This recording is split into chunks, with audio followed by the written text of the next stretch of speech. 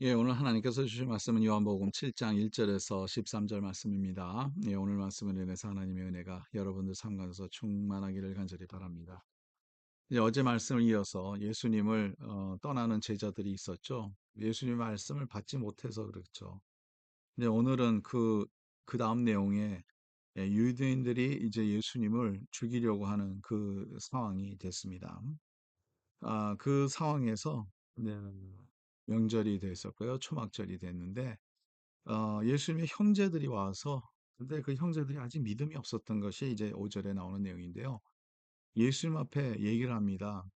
만일 그 예수님께서 이런 모든 일들을 했는데 이것을 이제 유다에 가서 그들에게 보여주라는 거죠. 유대로 가서 제대로 보여줘야지 그래야지 사람들이 믿을 수 있다는 그러한 내용을 얘기를 하고 있습니다. 근데 예수님께서 대답을 거절하시고요. 대답을 하십니다. 6절입니다. 예수께서 이르시되 내 때는 아직 이르지 아니하였거니와 너의 때는 늘 준비되어 있느니라.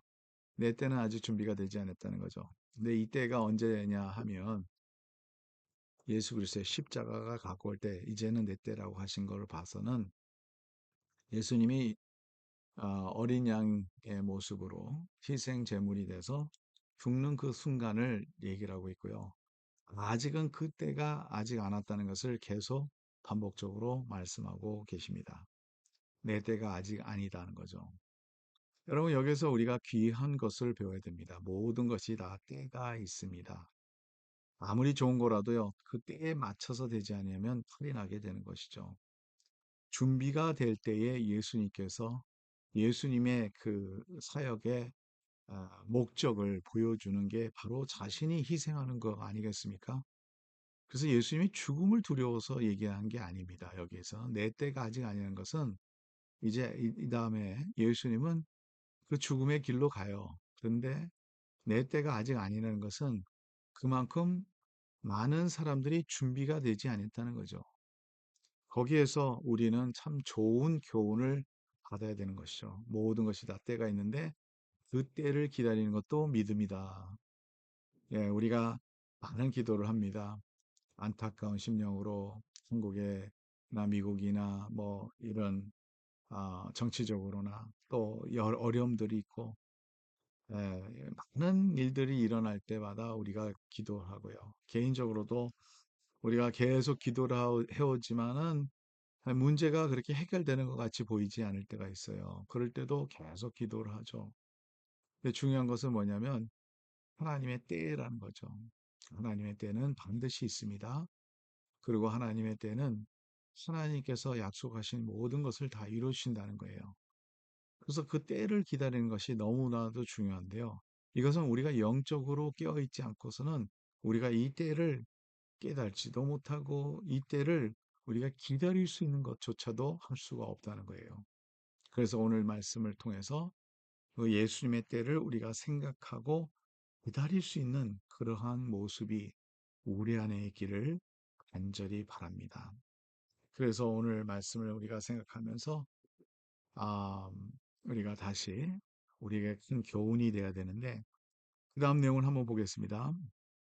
8절부터 보겠습니다. 너희는 명절에 올라가라. 내가 내 때가 아직 차지 못하였으니 나는 이 명절에 아직 올라가지 아니하노라. 그렇게 말씀하셨는데 아직 올라가지 않는다고 나중에는요. 예수님께서 비밀스럽게 가셔요. 예.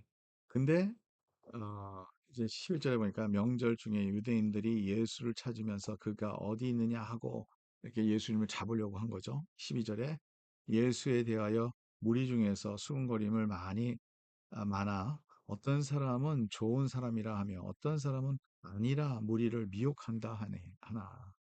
보세요. 어떤 사람들은 이 예수님에 대해서 좋은 사람이라고 얘기를 하는 사람도 있다면 어떤 사람들은 무리를 무리를 미혹한다 하고 얘기를 하고 있어요. 여러분 여기 이 내용을 우리가 생각하면 지금도 이러한 일들이 계속 정치적인 그런 상황 속에서도 있죠. 누구를 옹호하거나 누구를 미워하거나 지금 현재 상황이 이러한 내용들인데요. 먼저 우리가 오늘 말씀은 예수님에 관한 거잖아요. 예수님은 우리에게 우리의 구세주뿐만 아니라 우리에게 생명 주시는 하나님이시지 않습니까? 그러니까 이 예수님에 대해서도 하나님의 아들로 이 세상 오셨고 하나님인데도 불구하고 이러한 사람들이 이런 편갈리에 대해서 예수님을 이렇게 판단하는 그런 모습을 보면요. 그러면 세상에 갖고 있는 모든 것은 얼마나 더 그런 일들이 많을 수 있지 않을까 하는 생각을 한번 해보게 됩니다. 근데 여기서 중요한 것은 사람들의 반응입니다. 13절입니다. 그러나 유대인들을 두려워함으로 드러나게 그에 대하여 말하는 자가 없더라. 이런 내용들이 있죠. 누구 때문에 누구를 두려워함으로 우리가 갖고 있는 믿음을 말하지 못하는 그러한 현실이 지금 현실도 아닐까 하는 생각을 해보게 됩니다. 우리가 무엇을 믿든가 그것을 자유롭게 표현하고 그에 대해서 다른 사람이 다른 의견을 갖고 있으면 그것도 얘기하는 것이 중요한데요. 그런 현실이 지금 아니죠. 더 나아가서 이거는 오늘 말씀은 예수님에 대해서잖아요. 예수님에 대해서. 영적으로 예수님을 믿지 못하면 끝에 가서는 이러한 일들이 일어난다는 거죠. 그래서 오늘날 저와 여러분들은 영적으로 깨어 있어야 되는 것이죠. 영적으로 깨어 있어야지만 우리가 예수님을 누구라는 것을 알게 되고 영적으로 있어야지만 예수님의 말씀을 알게 되고 예수님의 편에 있는 그러한 제자들과 예수님의 편에 있는 주의 선지자들 하나님의 보내신 그러한 선지자들을 우리가 알 수 있게 된다는 거죠.